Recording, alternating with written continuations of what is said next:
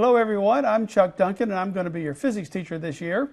We're going to take a little bit of time to do some physics today, but mainly today and a little bit of the next session, we're going to be talking about housekeeping stuff, about where everything is, how do you do homework, how do you do labs and all that sort of business.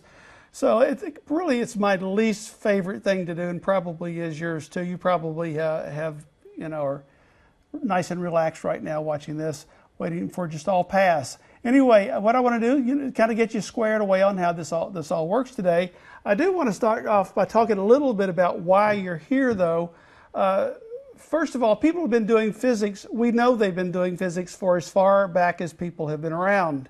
We wouldn't have survived otherwise. If there's a rock here and a rock here and an alligator in between, if you don't understand projectile motion, your genetic heritage is ended right there, okay? Likewise, we throwing rocks at animals, deciding whether or not to hang from this particular limb. We know about tensile strength and all that sort of stuff just by experiment. It's kind of been built into the way our minds work. We really have this physics built into us. We understand a lot of things without even having to do any experimentation. We understand things about balance, about, if you lean too far, you're going to fall over it. You know how to adjust for that by sticking one leg out to the side to catch yourself and all that kind of stuff. Now, you learn to get good at it after a while, but this stuff is really very much built into how we work. Eventually, who knows how long ago, some people kind of went pro at this physics thing. The guys that were good with projectiles, I guess, baseball and football were not around back then, but military stuff was. Military, us against the animals we want to eat, and unfortunately, us against the other people who want to get to the animal first. So there's lots of throwing and firing things around, ultimately cannons and all that kind of stuff. And we'll actually talk a little bit about things like that. For example, we don't want to be, I don't like to get the military and all involved in physics, but it's big time in physics. But suppose you're trying to shoot at a target over there. Do you want to use a mortar or do you want to use a cannon? They can probably both go to the same place. Why would you choose one over the other? We'll be looking at projectile motion here and learning a little bit about how the angle determines various things about how something flies and what it does when it lands and all that kind of nasty stuff. But anyway, there are other people who kind of went pro, and that is the people looking up there in the sky, or like behind me, the sky, the people who began to pay attention to the sky. The theory has always been that it was like shepherds and things like that, or people who hunted at night and things of that nature. They were outside, they got used to looking at it, and they began to notice, excuse me, that the way things were aligned in the sky was different at different times of year. And when it's aligned in a certain sort of way, that's a good time to plant your crops or to harvest your crops, and etc. And so anyway, so there were various reasons why it was very advantageous to people from way back to know about lots of things about physics. And it goes way beyond there. We even figured out about mirrors probably looking at the water. I don't know. That probably was a bad day for humanity, where humanity could see itself and go, oh, I need to work on this. But anyway, that's a little bit about history. Now, the reason probably why you're here is you'd like to be a better voter. You'd like to make better decisions about what sort of solar cell collectors to put on the roof of your house and things like that. Probably not, but anyway, that's the reason a lot of people do physics these days. There's a lot going on in areas like that. You may just be interested in expanding your understanding of the sciences, or you might be interested in a career. You might be interested in medicine, or optometry, or astronomy for that matter. There are all sorts of fields, and we'll look at those later, which are why you take physics. It is required for an enormous number of majors in college. And so you're in the right place if you're interested in any of that sort of business. Also, if you're interested in just being able to keep your call running. Anyway, enough of that stuff. Let's talk about this business behind me here. When you go out at night and you look up in the sky, what do you see? Well, usually you don't see anything but like something cloudy or whatever. And even if it isn't very cloudy, you may not see very much because there's kind of something else up there. It's kind of hazy that isn't like clouds. Maybe it's smog or something. But unless you get pretty far away from the city or up in the mountains, it's a little bit hard to see things at night. But if you get in a position where you can really see clearly, like this looks like, like it looks kind of behind me here, what is it that you see when you look up there? You spend all the time you want, wait all night and watch everything go by, wait all year. What all do you actually see? Excuse me about my voice here. The doctors are working on why I'm so hoarse. I don't usually sound like this. But anyway, someday those doctors who took physics at college, and they'll be able to help me. But anyway, so you go out there at night, you look around, what do you see? Well, for one thing, if you go out in the day, you see the sun, if you don't look too long. You see planets at night, wanderers. I think that's where the name comes from. And you see stars, and you may see a comet. You might see some meteorites. But how about galaxies? Do you see galaxies? No, you don't see galaxies. How do we know? You can't go out and look and see a galaxy. It can't be done just with the naked eye. So how did we pull this off with seeing galaxies? How do we know that they're out there? Well, actually, my father was born in 1919. Until right about the time he was born, people had no idea that there was anything beyond this galaxy. They did have a good idea there was a galaxy here, that we were in among a whole bunch of stars, and there was a place where it's denser and not so dense and all these sorts of things. They also saw what they call nebulae, little clouds off in the distance at great distances away, using pretty powerful telescopes. But they had thought, well, maybe this is just it. Okay, well, how did they know any better? Well, you may have heard of the Hubble telescope that's been taking fabulous pictures of us for a long time. Edwin Hubble, back in 1923, was kind of a newbie in the astronomer world, but he was working on a really nice telescope. And he began to find a lot of things that were very interesting to him. And he began to see some things that convinced him that some of what he was looking at was really far away compared to everything else. Then one thing that happened that really proved it to him, and he saw what was called a Cepheid variable. I'm sure you've seen those before. It's something that blinks off and on. It's a bright object at some distance that blinks off and on. And because people really knew about them and how they worked, they were able to use them kind of as yardsticks off into the universe. And you could actually tell how far they are away because of the physics. Incidentally, if you go looking for a physics department at a university, you won't find one. You'll find physics/astronomy. They're together. They're one unit. And the physics of astronomy had taught people how to figure out how far these things were away. And they ultimately discovered that some of these Cepheid variables they were seeing were 900 million light years away. 900 million light, and they knew from the rest of the data they had that the stars that we're normally seeing were not that far away. And so it looked like, and these things were in these little clouds I mentioned, the nebulae. And so these nebulae seem to be a distant thing, and a lot of them turned out to be galaxies at a distance that once we get better and better telescopes and see farther and farther away. Now, what about this stuff back here? This stuff back here, this is called what's the name of the wretched thing? The extreme deep field. And the extreme deep field was something that was made with the Hubble telescope and some other telescopes, where they were trying to just look at darkness out in the skies. And they went looking at a place that's above the southern hemisphere somewhere, and they were looking at a really, really dark patch of sky, and they left the telescopes on for days and days and days and days, pointing right at the same place. And so they gradually accumulated enough light to see this back here. This light here has been traveling about 13.7 billion years to when they took this picture up a couple of decades ago.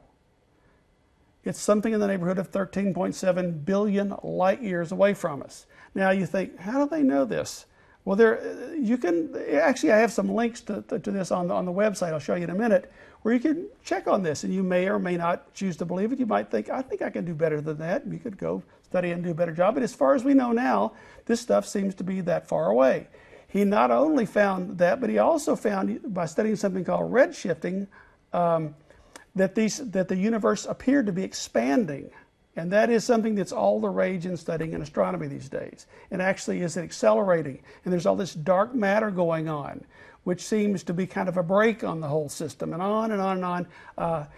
How do I know about this stuff? It's not because I hang around physics types all the time. It's largely because I read.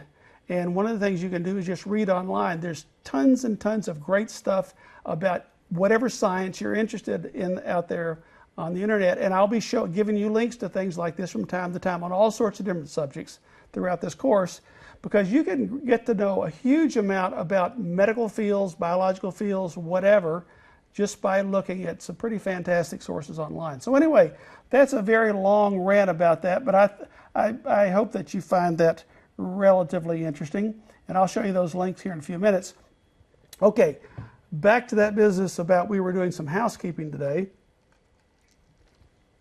What we're going to do is gosh, this voice is crazy. We're going to take kind of a quick look at everything about how this course works, and then we're going to come back again and look at the details.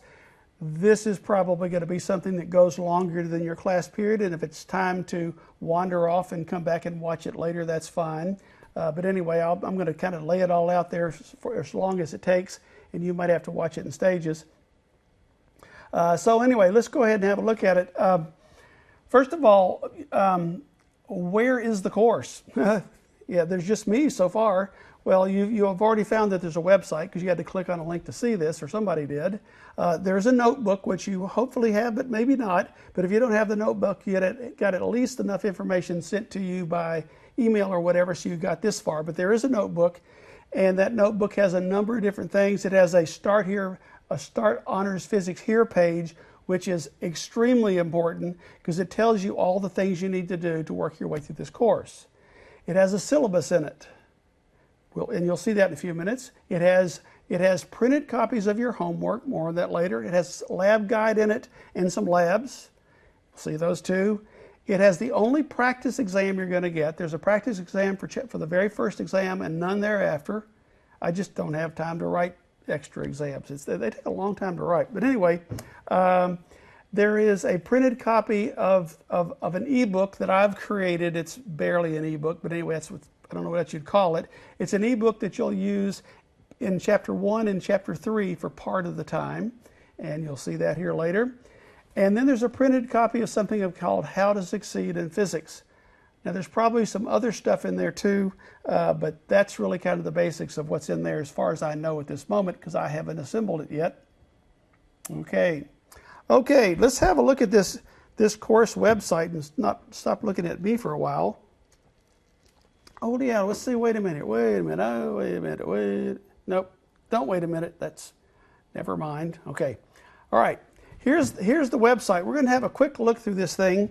And of course, this is at distancelearning.ket.org, and it has 3 sections that is all divided up into. Over here on the left, over here on the right, and down the middle. Those are the 3 sections.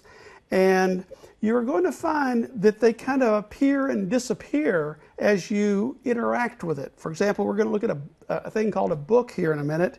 And when you look at this book, all of a sudden, the stuff on the right, I believe, disappears. And you'll find that you'll want to use these arrows, the left and right arrows, to navigate back and forth.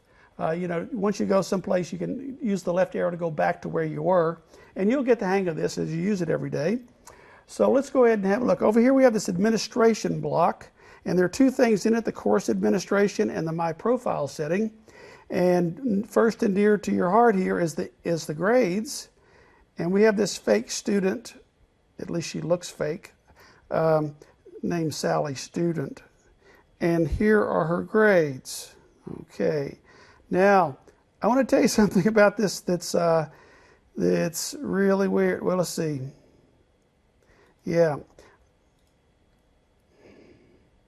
This is not the view you're going to want to have. You're going to want to use this date range report. But in any case, later on, I'll show you exactly how that works. But anyway, there is where you'll see your grades. And so you can set a date range here. And I'm not sure why this user thing's not working, but hopefully it'll work soon. Okay, so there's that business. And now I'm going to use the left arrow to come back out of there. It's kind of slow sometimes. Okay, that's all there is in the course administration. Now there's the My Profile settings. And your profile is just a description of you that, number 1, says who you are and where you are. Let me just show you well, let's see here. Well, actually, I can't show you her profile yet. Well, maybe it's going to show. This is where Sally's student said, "Hi, I'm Sally's student," and I just disappeared. And this is a description of me, which you didn't put very much there. But in any case, that's not a whole lot of stuff. But when you look at hers, you'll see that that's all that's there because she's just doesn't have anybody working for her. But it'll also show you what courses she's taking and maybe the school she's. I haven't really looked at this very much. This is the first time I've used this website. I mean, this is the first year I've used it. I've been using it for day after day after day, getting it ready. But anyway, in the profile settings, this is where you set up your profile if you want people to know about you. Now, everybody can see your profile. Everybody that's taken a course, any course, can see it. You may not care anything about that. There's the change your password deal here, and you've probably, or you may have already used this particular one because you're given a password that's just a temporary password, and you're supposed to change it. And so that's where you'll go to do that. And of course, when I close that, it goes back to there. And there's a bit about messaging, and all that happens when you click on messaging here is pretty weird looking. It sets all your preferences about, stay away and leave me alone because I don't like you. And I don't know. You can look at that and see what you think about it. You might say, just don't bother me, or don't only contact me by this way or these times or whatever. So anyway, that's what's going on there. Now, so there's that. The next thing down here is navigation. These are called blocks. When you see this little gadget right here, everything under it's a block. And so there are various things down here. And the main one I'm going to look at here is, the profile. And this is view profile. So you can actually see what your profile looks like. And this is all there's a little description up there. And there's the stuff that's there for her. All right, that's exciting, isn't it? Okay, view profile. Now there's also some stuff here about forum posts. I will not, at least at this time, I don't plan to do anything with fora. Is fora the plural forum? Likewise with blogs. And again, messages down here. This is not really where you'll be looking at your messages, but there's some things here about you can make some settings there, and I'm not particularly concerned about those, but if you'd like to explore those, that would be fine with me. So I'm now going to close that up. And then the last thing here is this business with the current course. And starting here, you see the same stuff that you see over here. And this is the long list of all the sections in this course. And that's the same thing that's in the middle here, but I'm getting ahead of myself. But you also see some things here about participants. And so this will have all the students, I guess, in your class. You can just explore that and see what you find. I don't care about badges. I don't need those stinking badges, to quote a brilliant piece of literature. And general resources, that's just a list of this stuff that's up here. We'll talk more about it later. And so that's about all there is to say over there on the left-hand side. Sorry I bothered you about that. The main thing, of course, is your grades. Now moving over here to the Sally side of the page. This is the user block up here. Now this is an important place here with messages.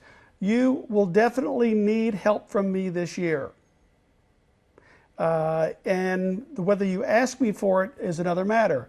And I encourage you to ask me for it, and I'm going to show you how you can ask me questions, but this is where you'll do it. And let me show you how that works, because this is going to be hopefully something you'll do soon. Okay. That looks pretty weird looking thing. All it has is Ann Denny. She's the actually just retired Latin teacher, but we have a fabulous new one. But the contacts up here include all these courses. And if you come down here by the way, this master after these things, those will be placed when you log in by your school name. So it'll say Honors Physics 1516 dash your school name here. But when you click on that, then you'll see all the contacts that work with the honors program. Frida Facilitator is fake. I would not pay any attention to what she says. And Brian Vincent and Hunter Blanton, probably if you send them a message, they'll go, who are you? Brian Vincent is a fabulous person who used to work side by side with me working on the virtual physics labs you'll be using, and Hunter Blanton is now doing some of that too. So anyway, there are people who've worked with me, but I'm the one that you want to talk to because I'm the teacher. And so if you want to contact me, you can do that. Now, because I'm logged in as Sally, I see Sally's messages. And what happens was she initially said, "Hey, Mr. Duncan." And then later on, I said, "Hey, back." And later on, she wrote me this other message, and we'll look more at it later. But this is a message. And now if you want to continue this, you add more down there. Now, I don't know how you start a new message, but there's probably a way of doing that. But I'm going to just tell you, I don't happen to know at the moment, but I will certainly let you know when I figure that out. Now, remember a moment ago I said that sometimes whole parts of the website go away? This stuff over here just went away when I did this. And so I need to get back to where I was. And there's more than one way to do that, but I'm just going to go.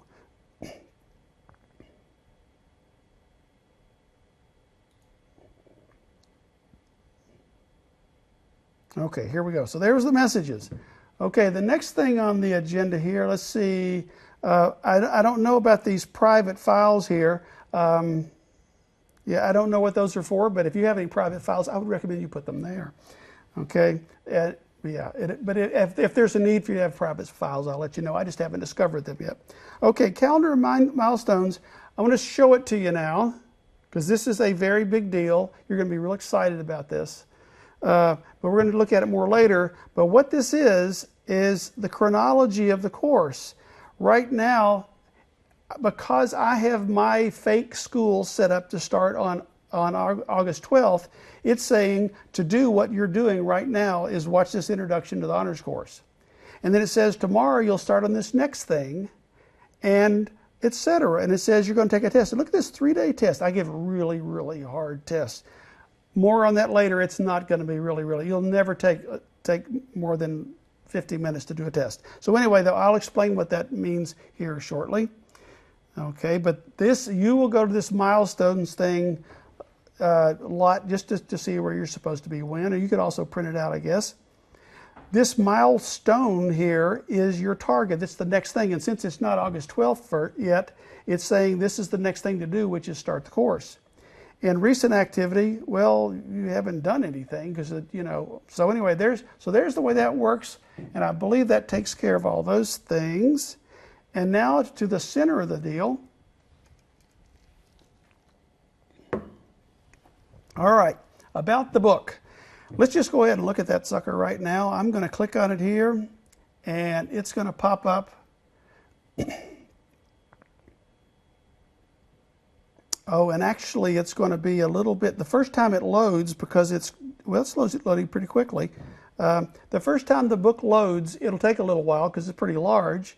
And so now I'm going to, it seems to be processing my request.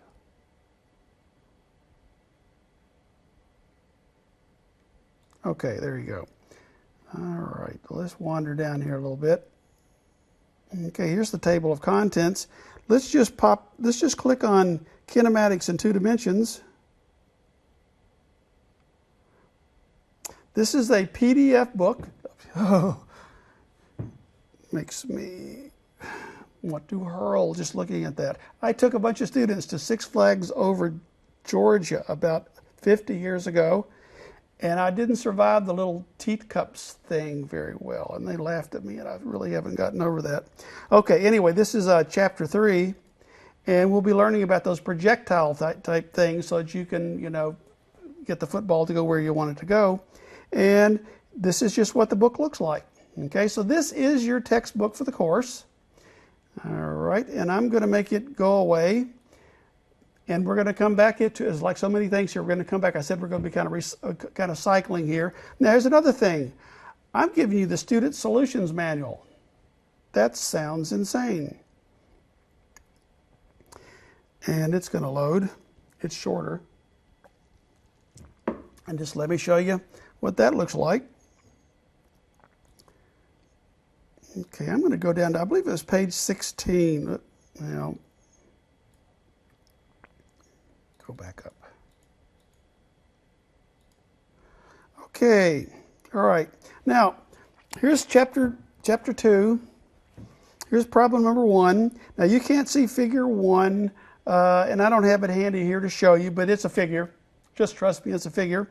And it asks you, what's the total distance travel what is the total travel? The total distance travel is the length of the line from the dot to the arrow in path A, or so many meters. So it's asking you some distance. And by golly, there's the answer. In part B, it asks a slightly different question, and it shows you how to answer it. Now, why am I giving you this?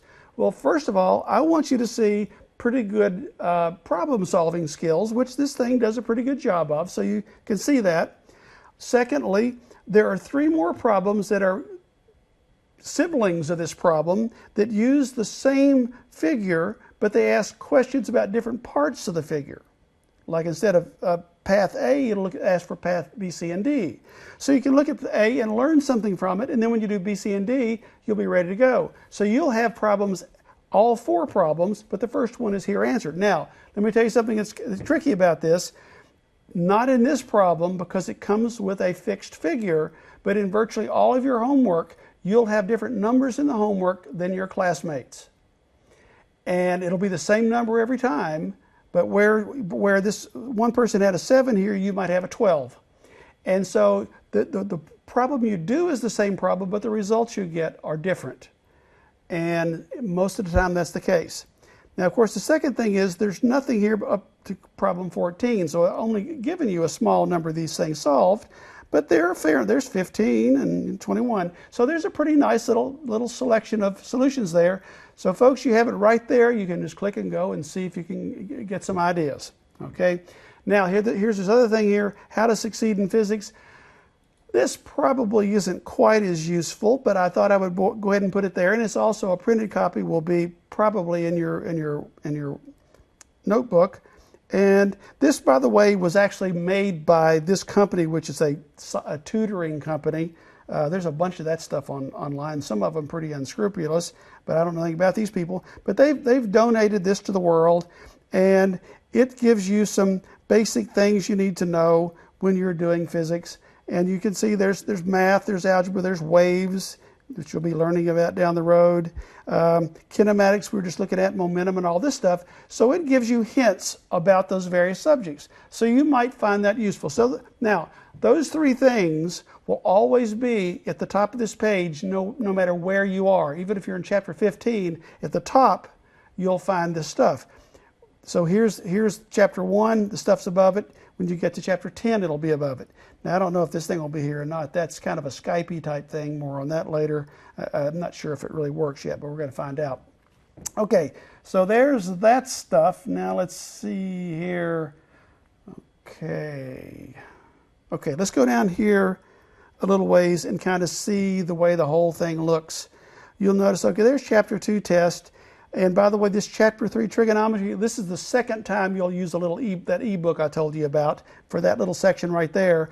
But when you see these things right here, 3.1, 2, 3, and 4, and 5, what's going to happen is when you click on them, they'll open up, and there'll be some text in there probably, kind of giving you the flavor of it. There'll probably be some video, definitely shorter than this one.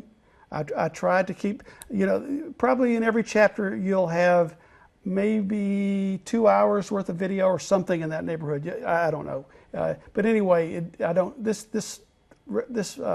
opening stuff just goes on for a long time because we just want to get it done and move on. So you'll find that there's some text. There'll be a video probably, or it might be a video for several of them. Then there will usually be some homework, and there will occasionally be a lab. And then when you get to the end of the chapter, there'll be a test. And all this stuff the timing of this is what's in the milestones that I showed you before. Okay, now let's go back up here to where we were a minute ago. And I'm going to look at section 2.4, acceleration, to give you a look at a homework assignment. Now, in this one here, I don't have there'll be a video for this. Actually, this video, well, anyway, there'll be a video for this one, or it'll be with a previous one, but there'll definitely be video on acceleration. But this is the homework that goes with it. And you click on it. And what I want to do is I want to do the review to see what think that's what I want to do. Yeah. Okay. Now look at all this stuff here. What's going on here? Well, Sally has answered this question correctly. Now remember, you get different numbers for these problems. Oh, and by the way, I told you I was giving you a printed out copy of the homework. In the printed out copy of the homework, there will be a pair of double brackets on either side of the offending variable. So for example, on this one, if this 3 meters per second was the one that was different for everybody, you'll just, instead of seeing a number there, you'll see a pair of double brackets, and then on your paper, your print copy, you'll write in the number that appears in here. And then that's the one you'll work with. Okay, so she got this one right. Notice now the acceleration has units of meters per second squared, and that's how she's written that number there. And you can't put it, you can't make superscripts. Now down here she got this one wrong. But notice under these, this stuff here was not there when she first worked it. These are comments that popped up after she put in her numbers and gave it a try. Now, this is way more than you'll usually see. In these early homework assignments, we've decided to put a bunch of stuff in here that might help you with the problems. Sometimes that actually even solves the problem or a problem with different numbers in it because you know you have that different variable. But in any case, like here it says, change in velocity is acceleration multiplied by the change in time. Delta V equals A delta T, blah, blah, blah. So there are these hints that appear after you've submitted your stuff. Now, and sometimes there's hints that appear if you submit it, but you get it wrong. But don't expect this to be, you know, going on throughout the course. That's not the way it works. I wanted to get you off. I'm just that kind of guy. Want to get you off on a good foot here. Now, by the way, this one right here, this problem here has A, B, C, and D, and it says stuff goes here. This is where you'll type in your answers. And when you type in your answers, this is something that can't be automatically graded. Which this other stuff is automatically graded by the computer. As soon as you do it, you know your grade. This one has to be done by hand. And when you submit this with an answer here, a thing will pop up on my computer screen saying this needs to be graded. And so I'll go in there and grade it, and then the next time you look, you'll see how you did. So anyway, that's all that business. So when you get down here to the bottom of it, well, I'm finishing my review of this, and that'll take me back to where I started. And then I can continue with the last attempt, which means continue what I'm doing and try again. I don't think I've mentioned this before, but you have as many tries as you want in the homework. And in your labs are primarily, almost all your labs are automatically graded. And for the automatically graded stuff, you get multiple tries at that too. But I'll tell you more about labs in an upcoming video. But that is what's going on there with homework. All right, what are we doing here now? And I don't know if I showed you before, but labs, just like the test appeared at the end of the chapter, labs have their own little section titles, just like, as a matter of fact, here's, no, there's not a lab. Anyway, we'll see that in a minute. Their labs have their own little sections. Okay, what do we have there now? Let's see. Oh yeah, okay. So let's go ahead and have a look at this first one here. That's where I needed to be. Okay. Here's the little blurb I told you would often see. Here is a video. That actually is the video that I'm recording right now. So we don't want to look at it now because it might reveal something, make us go backwards in time or something. Anyway, here's the honors physics orientation, which we're going to do here shortly. Okay, and then there's this student orientation quiz. This is a quiz that you take at the end of having gone through the orientation. What you're going to do is today you're listening to me, and I apologize, and maybe tomorrow, because this is a long thing. And after you do that, then what you need to do is go back through and find all this stuff I'm talking about. Familiarize yourself with this, with all these things that I'm telling you about it. After you do that, then you'll take that. It's called a quiz, but it's not a quiz. It's just homework. But you'll take that, and you do get multiple tries. But here's the rest of the story. Now let me back up here. When you have your first look at this site, you'll find under every one of these things a little thing that says the activity student not available unless the activity orientation quiz is complete and passed. So you won't be able to look at any of these things until you pass that quiz, and it's not any big deal. But what I'm trying to do is to get you to listen and remember things and know what the procedures are and stuff. So it's going to ask you things about how stuff is graded and things of that nature. And some things you'll think, boy, that didn't seem very important. But let's go back and listen to what he said about that. Anyway, but most of it is just right up the middle stuff. Okay, so let's go ahead and have a look at this orientation.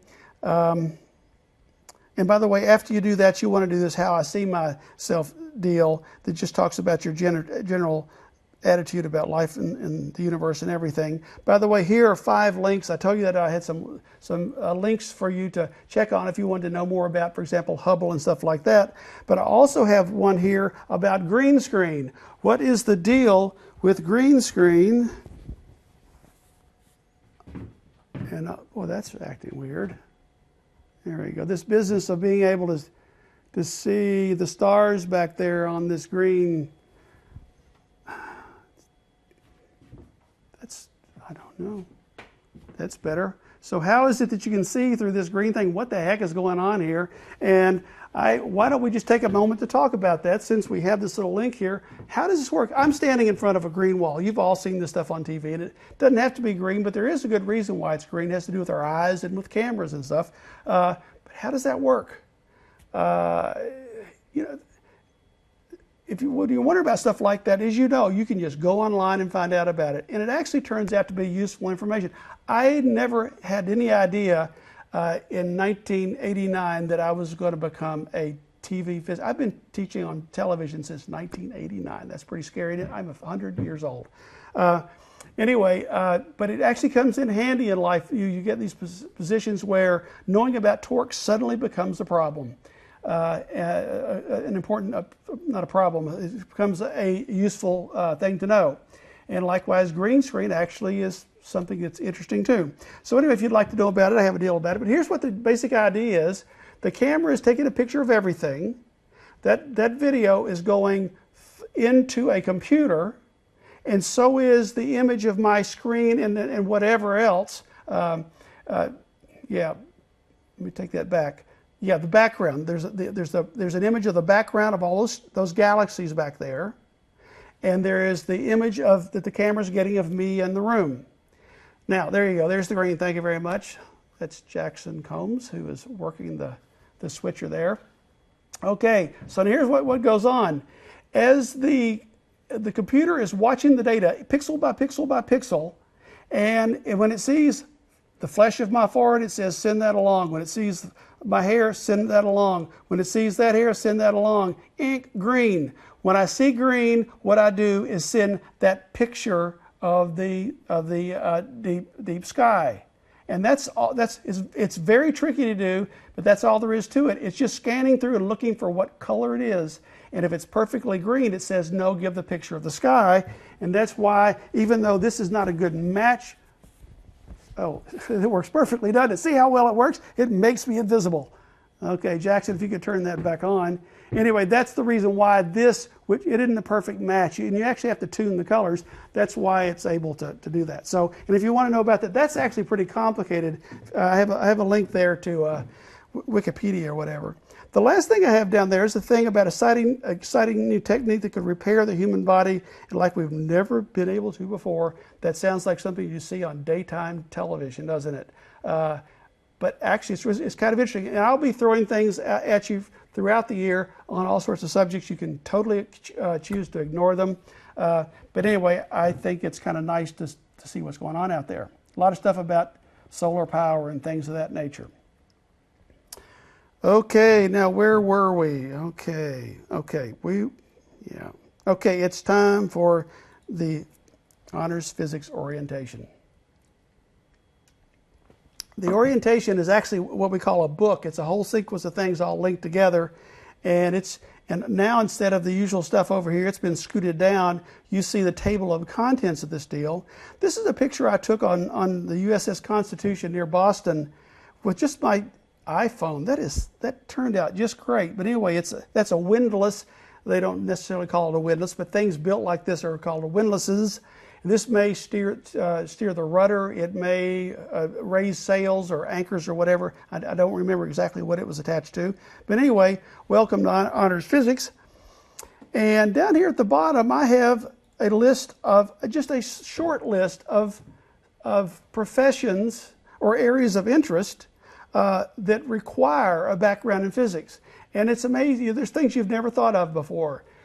There are people lots of people who worry night and day that, well, as a matter of fact, this is now going back in time for you all, but AT&T lost its signal all over Kentucky and some neighboring states yesterday, which is way back yesterday for you. Anyway, yeah, I'm sure you all knew about this. Likewise, when the power goes down, there are people whose job it is to fix those things and more importantly, to make it work to begin with. So what happens when a power station goes down in Missouri? How does everything get changed around so it all goes where it needs to go? It is nowhere even close to being simple. Those people have to have really super physics and engineering skills to pull it off.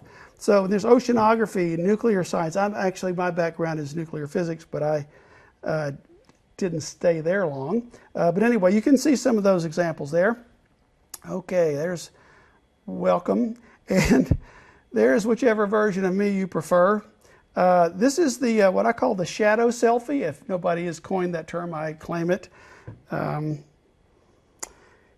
And this tells you how I got here. I got here by teaching at summer camp is how I got here. And it also tells you my office hours. I'm here from about 9:15 to 5 Eastern time every day. But let me warn you about something. In the past, I have always been at my desk almost all the time. This year, I'll be right here, a couple of hours, several days a week, okay? And also, I'm spending a whole lot of time working, it doesn't show, but preparing things like this, because this is a brand new course that's being built from scratch. I've taught it before, but with different tools available to me. So anyway, there's that. So there's my work phone. Here's my Skype name. I think Skype really doesn't work very well with physics, and here's the reason why. Physics is about learning. Mainly you're concerned about skills, problem-solving skills when you need to talk to me. Now the physics, understanding the physics is another part of it, but usually people don't very often call and say, I'm concerned about this little aspect of Newton's law. It just bugs me. It's keeping me awake at night. Mostly it's about, I just can't get this problem solved. And I wish physics didn't appear to be all about problem solving, but that's a lot of what we do. Anyway, so if you need help with solving problems, I need to see your current state. I need to see where you are right now with problem solving. If instead you say, I'm having problems with tell me a problem with a certain problem, I say, okay, here's how you solve it. That doesn't do you any good at all. What I need to do is see what you've tried, and then I can say, okay, now let me show you what's going on here. I can say, that velocity of 2.6 meters per second, you call that the average velocity. It's actually the final velocity. And notice in the text how that's implied. Okay, oh yeah, I do have to pay attention to that, don't I? Okay, and as it turns out, doing it that way results in most people don't call. I'd say probably 2/3 of people ask for help, but most people don't ask for it for very long because they get the deal down. They say, yeah, I can see how to do this stuff. I'm having to learn this new physics and everything, but I do see how to work the problems. Okay, so anyway, so Skype is lousy for that because I can write with Skype, but you can't, and so it doesn't work so well. Okay, here's where I am in case you come looking for me. There are my office hours and all that stuff. And I taught at UK for 25 years. While teaching high school, that was really fun. My kids always wondered where I was. There was a great period in my life when I taught a 6 to 6:15 class, and my wife taught a class that started at like 6:30. So there's 15 minutes between us. At the end of my class, when the bell rang, one of the back doors opened and my kids came trucking down the steps. My students knew not to jump up and leave because they would trample them. And that was pretty cool. But anyway, so I've And I've also taught lots and lots of pre-med students. Most of what I've taught is pre-med students. So anyway, I hope I'll be able to help you be prepared for careers like that, because I know it's on people's minds. Okay, about the course here, look at this stuff down here. These are the sections in chapter 25, and yeah, in chapter 25 that you're going to be doing. And why do I have these here? This is to show you the method, the cycle in this class. And here's the way it works. When you see either in the milestones or in that scrolling page in the middle of the scrolling section in the middle of the screen of the website, or if you see it in the printed copy of the syllabus that you'll have in your notebook, that it says 25.1 through 2, and if it then goes on to this one, what that means is, okay, I've got to deal with those two sections. Here's how I deal with it. I read those sections. I watch the video, if there is a video of those sections, and there almost certainly will be homework. I then work on the homework. If I need help, I seek help. And the last thing is, if there happens to be a lab associated with it, usually that would be a section of its own, but if there is one, I'll do that then. And then lather, rinse, and repeat. I would go on to 25.3. And then when I run out of those things, I go, yeah, there's the test. I knew it was coming. And so, by the way, here's the lab right there. So you read, you watch the video, you try the homework, seek help if you need it, talk among yourselves whenever you can, and then proceed on. Now, about this talking together with yourselves, that I know that you all work. You'll have a fair amount of time in here. You think I'm going to talk all year, but you'll have plenty of time to be working in class, but you're going to definitely need to be working at home too.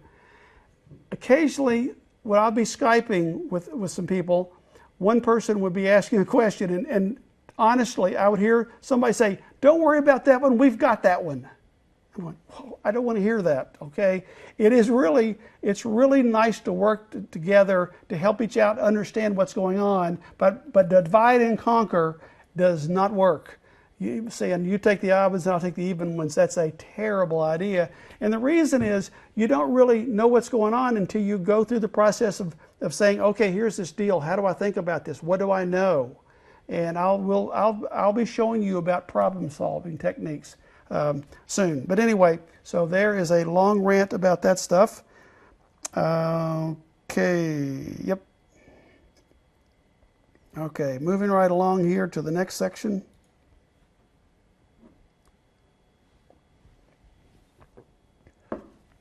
Oh, by the way, let's see. Oh, never mind. Okay, the syllabus. Let me show you what it looks like. And this is not exactly, you're not going to be copying it down anyway, but this is not exactly the version that you'll see. But this is kind of what it looks like. Here are those sections, 1.1. This actually is correct. I think those numbers might be slightly different. And then there's a lab guide activity you're going to do. And then there are these 3 sections here to it. And then there's a lab and there's a test. This is a real oddball chapter. What we're doing now is this 1.1 up here. And these 2 things here actually have their own special instructions that you'll see that are built into them when you get there. As a matter of fact, let me just show you what I'm talking about. I'm going to regret this. Okay. I knew I would regret this. Okay. Here's what it says. Do all the activities on page 4 to 15 in the ebook, which is this thing down here, and then do this homework. And then in the ebook, check these things out, and then do this. So that has kind of special, its own special directions, but you will figure that out when the time comes. Yeah, see, I said it would. Okay, back we go.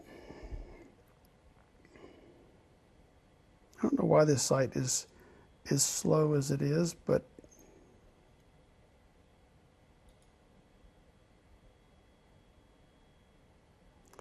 all right, now we were at the syllabus, I think.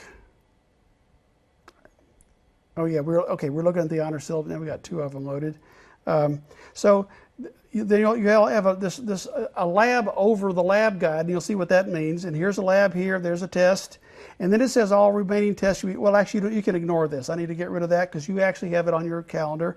And then likewise, you go into this chapter. It looks just like what I described. Read, watch the video, do the homework, bing, there's a lab, do it, gee, there's a test, and then go on to the next one. So that's what those things look like. Okay. Now, that's the syllabus. You will probably you may pay more attention to what's on the website, I don't know. Okay, now here is the text, and I've already shown you the text. It's built into the site. What more could you want? Well, there are actually your choices. And if you go to this place, OpenStax College, this is actually in conjunction with Rice University. They got a huge grant that keeps getting built on. They also ask you for donations, but you don't have to say yes. I do it from time to time. I give them $10 or something. But the book is free because they got a huge grant and hired lots of people to write books. And let me just, in case we didn't look at these before, look at all these are free pre-calculus, sociology. The one that I can't believe is anatomy and physiology. My daughter is in the master's program in occupational therapy at Eastern EKU right now. I think her anatomy book was $600 or something. And these are college textbooks, and your book is a college textbook. The reason why, almost all, well, really, as far as I can tell, all high school physics courses basically say, let's throw all the meat out and just look at a few basic things, a very simplistic look at stuff. And I think it's worked out fine. Anyway, there are all these different books. Now, getting back to where we were just now, to this book right here, this is our textbook. Now, you've already got the book online, but here's the other, I mean, on the website, but here's the rest of it. Oh, wait a minute. Oh, that says for AP courses. That's new. Let me try that again. Okay, this is, hope this will be right. Okay, get this book. All right, here are these choices. You can get a print copy, which is this monster right here, okay? And it's just exactly the same as what you see when on our site. It costs something like $50 or $55, I think. And if you click on this print copy thing right here, it'll take you to Amazon where you can just buy it. This PDF will let you download exactly the same one that you have on the website. Why would you want to do that?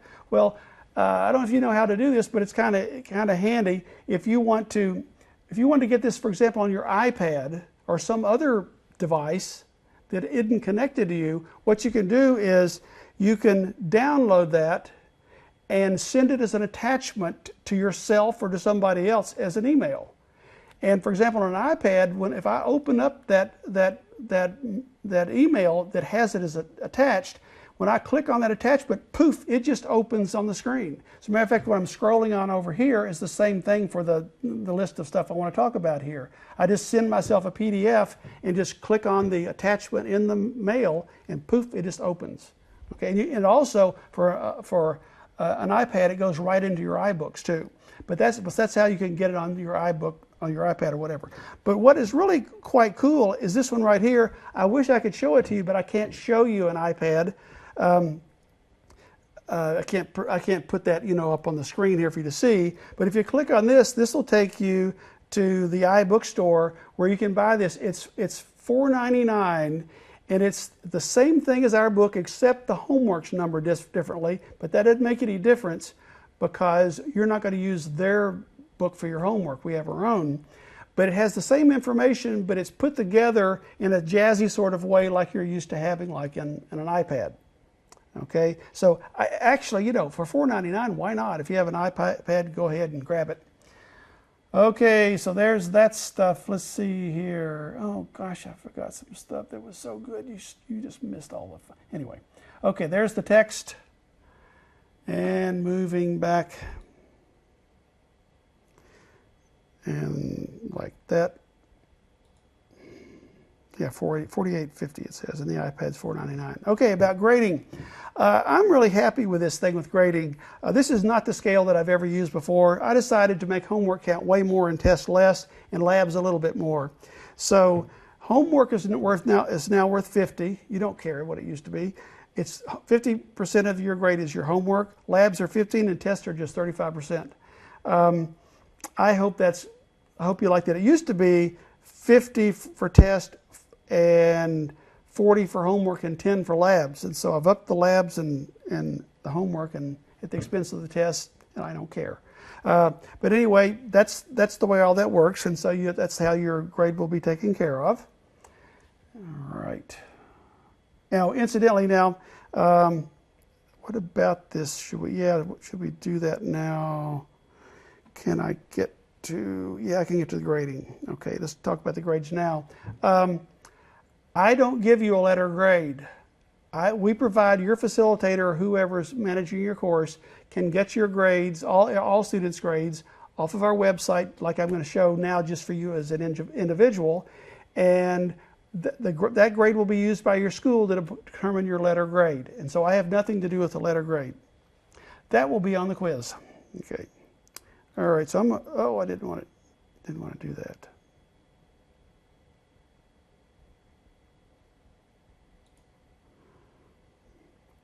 Okay, I wanted to right click so I wouldn't have to go through that junk again. That really didn't help a lot, did it? Nope. Okay, here we are back to the grades.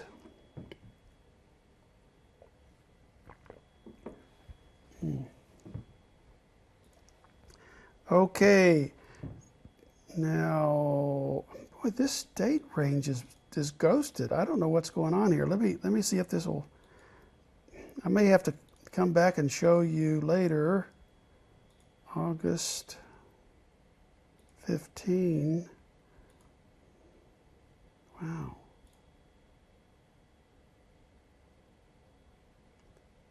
Well, that's just really a stinko. Well, I'm really sorry about this because just a little while ago that was working. For some reason it's not.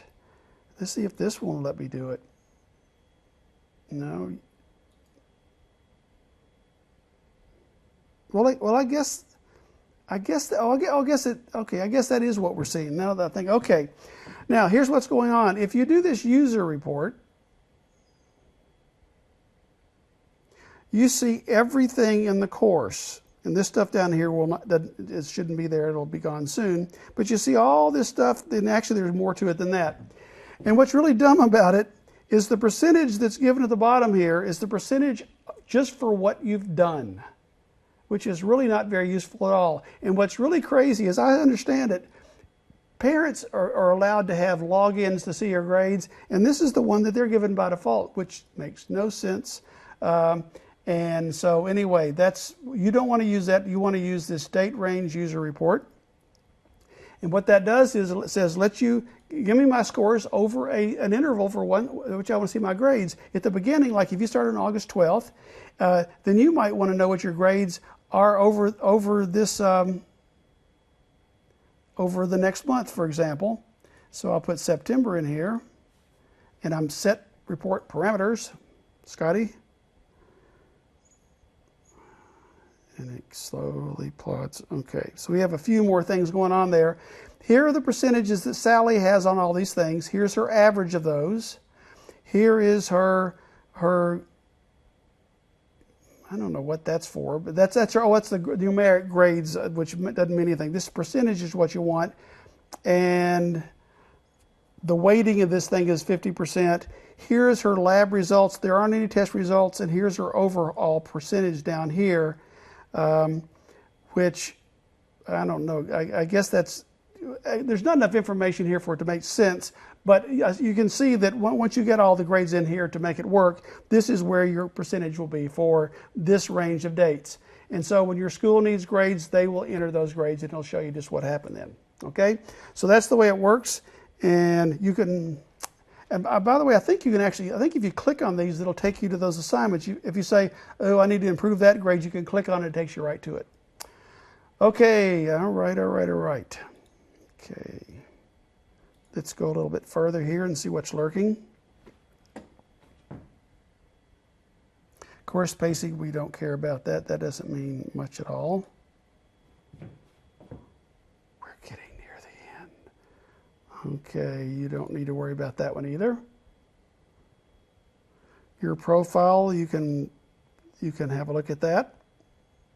Now, finally, time for the milestones and calendar, and I hope I can get them over here somewhere.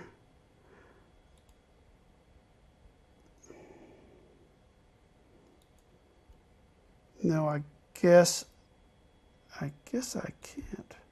Okay, I was afraid of that. Okay, so I'm going to have to blast out of here for this one time here, because this is a big deal. Calendars and milestones. Click on that, and we'll now have a look at it. We've seen it once briefly. We'll look at it more.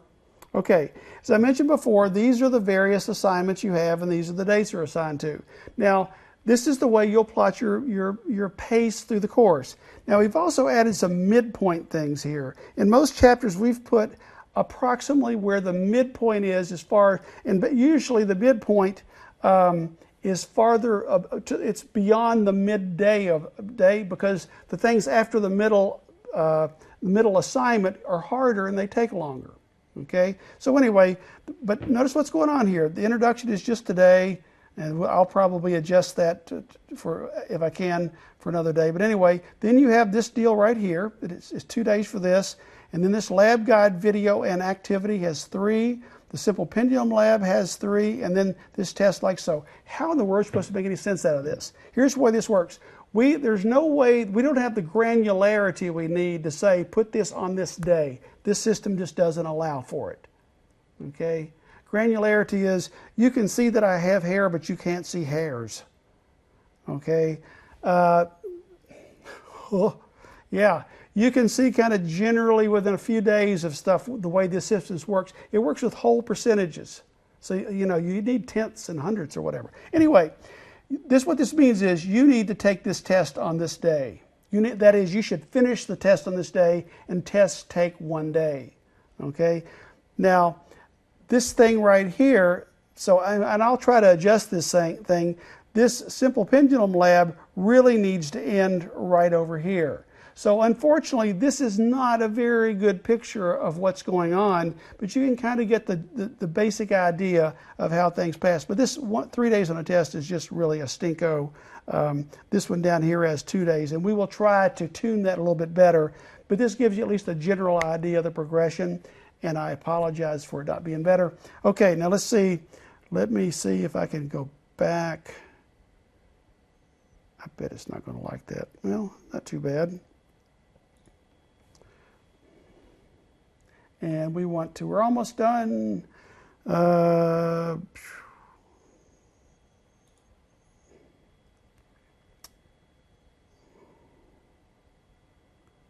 Okay, the lesson. This lesson deal here, and there's something about tracking I don't really understand, but you can, anyway, don't worry, I'm not going to worry about it. I mentioned to you by the lesson I'm talking about that business about what a lesson is composed of. It's a reading of something, it's a video sometimes of something, and it's a homework on something. That's what this is about. Not a big deal. Okay, now contacting KET. It seems like I showed you this before, but anyway, there's that in case you need to get in contact. And I mentioned to you before about my hours and whatnot. Now, this is something that's very important. You know, people really like to say there's no such thing as a dumb question. There really is such thing as a dumb question, okay? And what I mean by a dumb question is a question you go, oh man, I'm sorry I bothered you with that, okay? That's when you feel dumb because you said, I should have known, you told me, I forgot. I ask them all the time because I'm getting old. Here are the facts, folks, okay? Now, for example, how do I get help with my homework and labs?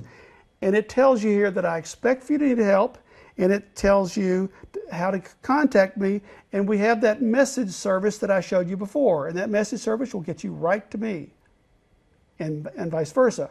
Now, incidentally, when you send a message like that, I don't have to go looking to see if I have any messages, because it also, both ways, if you provide us a working email, which you really have to, and I have a working email, you'll get not only the message in this system, but you'll also get it as a part of a regular email, because that's the thing that you're most likely to be listening for. You don't want to answer it in that email. You click on the link in the email and it takes you to the message system. Okay, so use the message system. The only time you want to use actual email is if you need to send me an image of something. If you're working on your homework, you have trouble, take a picture of it and attach it to an email and I can look at it. Okay, but generally speaking, you want to use the messages. Now, here's what it says.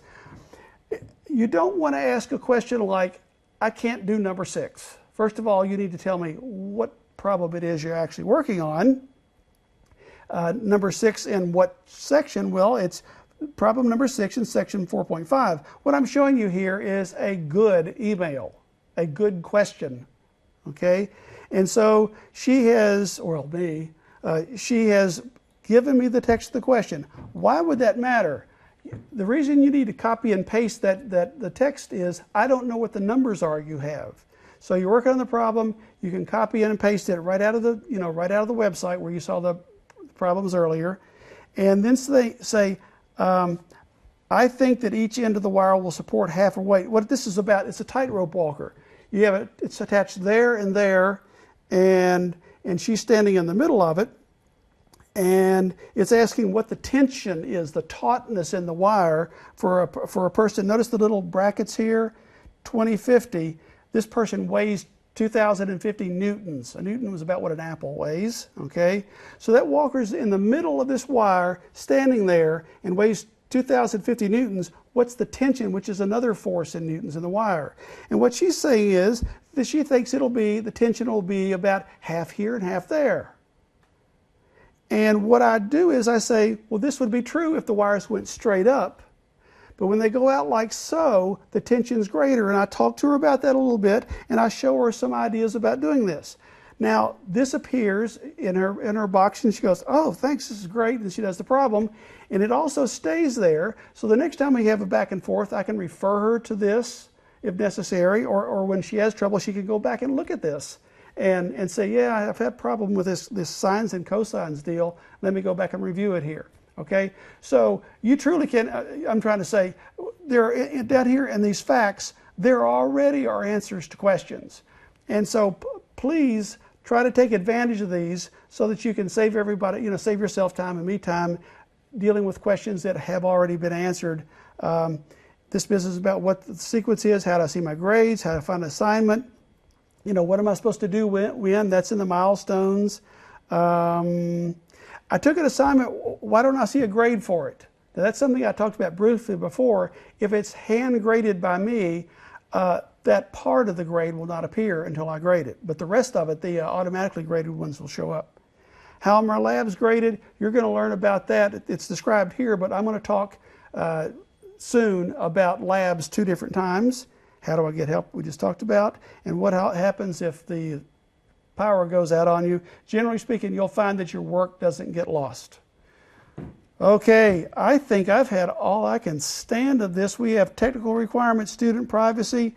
There are required forms to fill out when you get to the bottom of this, and we ask you to download and fill these things out. And I don't know if maybe your facilitator will take them all up and hand them in or whatever, but this is some information we need, and we need for you to promise to be good and things like that. Okay, I hope this hadn't gone 4 or 5 hours, but it seems like it. I'm ready for a rest, and I'm sure you are too. So I hope that covered things pretty well. What you need to do now is take some time to go back in and try to find all this stuff. Find the homework, find the milestones, find the grades and all that kind of business, and the messaging system, all that stuff. And then you'll be ready to move on with the next thing, which is sections 1.1 through 3, where you'll be working with this strange ebook I've created. So anyway, good luck with that, and good luck with the ebook, and let me know if you have any problems, and I'll see you next time.